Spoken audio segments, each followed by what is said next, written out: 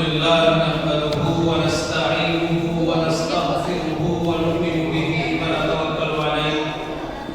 ونعوذ بالله من شرور أنفسنا ومن سيئات أعمالنا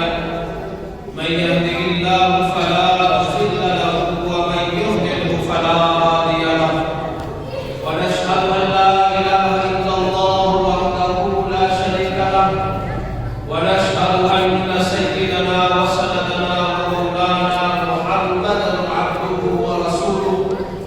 أما بعد فأعوذ بالله من الشيطان الرجيم بسم الله الرحمن الرحيم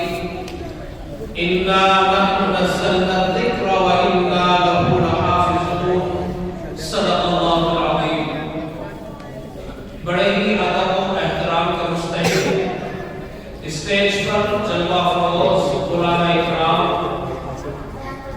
حفاظ قرآن اکرام دانشوران قوم و ملت سامنے بیٹھے ہوئے بڑے ہی ادب و احترام کے مستحق عزیز طلباء اور دیگر بچے ہمارے لیے انتہائی خوشی کا موقع ہے کہ اللہ تبارک و تعالیٰ نے ہم سب کو ایک بابرکت محفل کے اندر جمع فرمایا اس سے قبل کہ ہم اپنے گفتگو کا آغاز کریں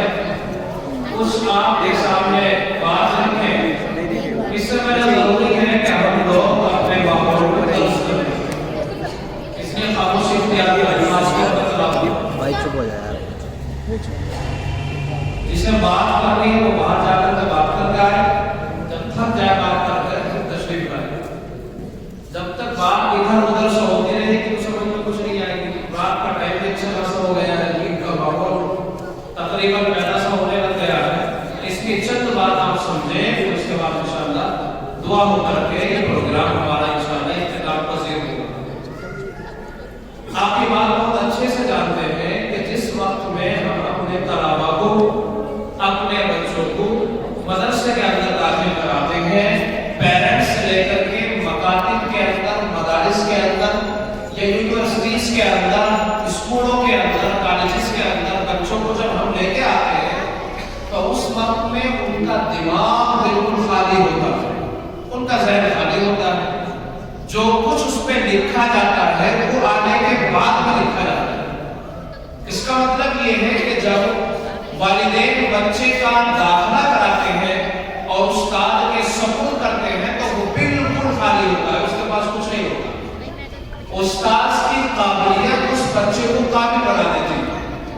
استاد کا ہنر بچے کو ہنرمند بنا دیتا ہے استاد کی فصاحت اور بلاغت اور اس کا بولنا اور چلنا اٹھنا اور بیٹھنا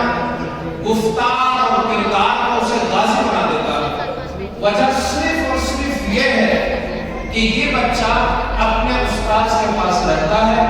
استاد کے پاس پڑھتا ہے ضابطۂ تلفظ طے کرتا ہے اور دھیرے دھیرے تدریجاً ایک سیڑھی کے بعد دوسری سیڑھی پہ چڑھتا ہوا بلندیوں تک پہنچ جاتا ہے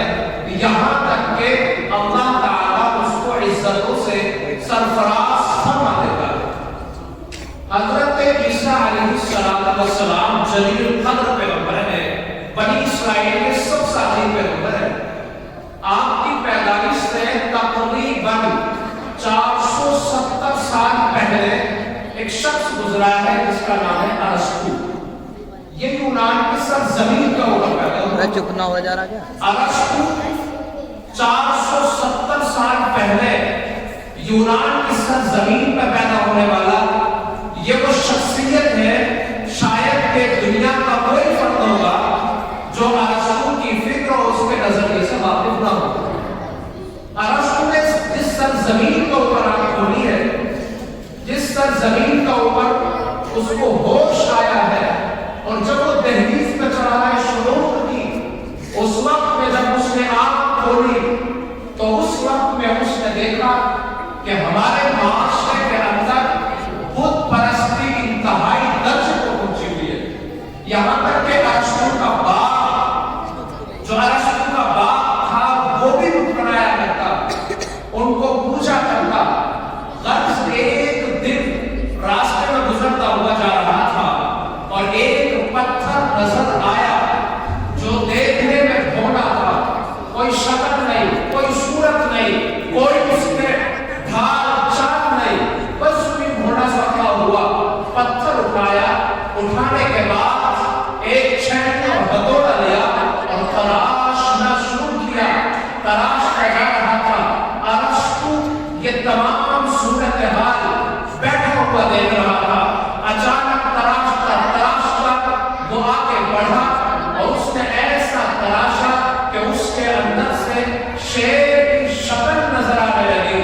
آخرکار تلاش کر کے شیر کا وجود پیدا کر دیا.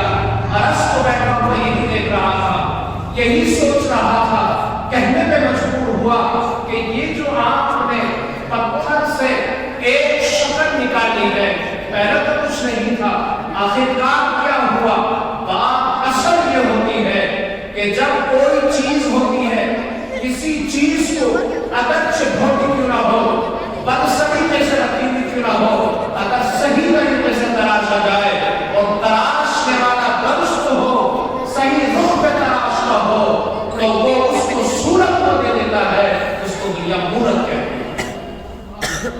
یقیناً یہ کمال پتھر کا نہیں, یہ کمال ارسطو کے باپ کا ہے. اس نے کہا مسئلہ یہ ہے جو کچھ تمہیں نظر آتا ہے, حقیقی معنی یہ ہے کہ یہ خارجی نہیں ہے, بلکہ اس کی پوری صورت حیات اور کیفیت یہ میرے دماغ کے اندر تھی. جب دماغ نے کام کرنا شروع کیا, اس کو کیفیت اور حیات دے دی گئی اور اس کو جسم دے دیا گیا, تو وہ بن کر کے شیر کی شکل موجود ہو گئی. ویسے ہی ہمارے بچے خالی ہوتے ہیں, لیکن جب یہ مدارس کے زینے میں چڑھتے ہیں, اساتذہ کے سامنے ذات میں تلوث طے کرتے ہیں, یا بھی ناواقف تھے اس دنیا کے رنگ رنگیلیوں سے, یہ ناواقف تھے اسلام کی حقانیت اور اس کی سچائی سے, یہ ناواقف تھے اپنے والدین کے ادب اور احترام سے, یہ خالی تھے عزت امانہ اور رشتہ داروں کے ساتھ حسن سلوک سے. لیکن استاد نے کام کیا,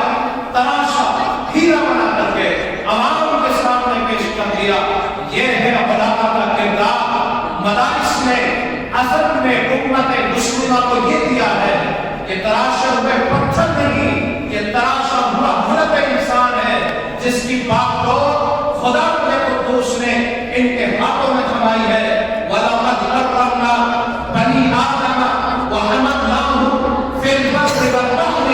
وَرَزَقْنَاهُمْ مِنَ الطَّيِّبَاتِ وَفَضَّلْنَاهُمْ. یہ وہ حضرت انسان ہے جس کے ہاتھ میں اللہ تبارک و تعالیٰ نے خشکی کی اور تری کی بات دور دے دی ہے, اور پھر اللہ تبارک و تعالیٰ نے ان کو علم سے نواز کر کے وہ کچھ عطا کیا ہے. پہلے خالی تھا, لیکن آج کے سامنے بیٹھا ہوا ہے, اس کا کردار نرالا ہے, اس کے اخلاق اعلیٰ ہے, اس کا رشتہ داروں کے ساتھ میں حسن سلوک بہترین ہے. اس کو بنانے والے یہ علماء ہیں, اس کو بنانے والا یہ مدرسہ ہے, جس کو آج ہم لوگ گری ہوئی نگاہوں سے دیکھتے ہیں, ذلیل سمجھتے ہیں, تقیہ نور سمجھتے ہیں, چھوٹی سوچ کا حامل سمجھتے ہیں. خدا کی قسم, جس دن یہ ادارے بند ہو گئے, یہ استاد ختم ہو گئے, علماء کا کردار ختم ہو گیا, یاد رکھو پھر تمہارے نہ جنازہ پڑھنے والے ملیں گے, نہ تمہاری نماز جنازہ کوئی پڑھنے والا نظر آئے گا, نہ مساجد کے اندر امامت کرنے والا کوئی نظر آئے گا, نہ بچوں کو قرآن کریم سکھانے والا نظر آئے گا. یقیناً علماء کا کردار, مدارس کا کردار, مکاتب کا کردار یہ فقط آج سے نہیں, بلکہ نبی علیہ السلام مکہ مکرمہ کی سرزمین پہ ہے, صفا کی پہاڑی پہ کھڑے ہو گئے, آپ نے اعلان فرمایا, آپ کے اپنے دشمن بن گئے, لیکن وہیں پر ارقم ابن ابی ارقم کا جو گھر موجود تھا, اللہ کے نبی علیہ السلام نے ناسازگار حالات کے اندر ایسے موقع کے اوپر, جبکہ حضرت بلال کے اوپر پتھر رکھے جا رہے ہیں, حضرت سمیہ کو شہید کیا جا رہا ہے, حضرت زلیخا کی آنکھیں نکال دی گئی ہے, حضرت ابو بکر صدیق کو مارا جا رہا ہے, حضرت نبی علیہ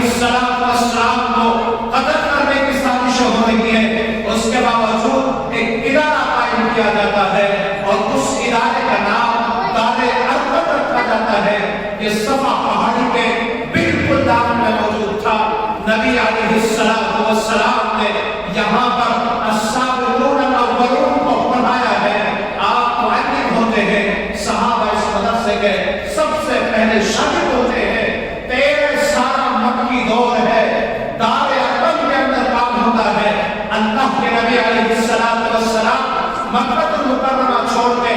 مدینہ منورہ جاتے ہیں۔ مدرسہ ساتھ جاتا ہے، مدرسہ مکے میں موجود ہے، اللہ کے نبی اسلام مکے میں موجود ہے، نبی علیہ السلام مدینے میں موجود ہے،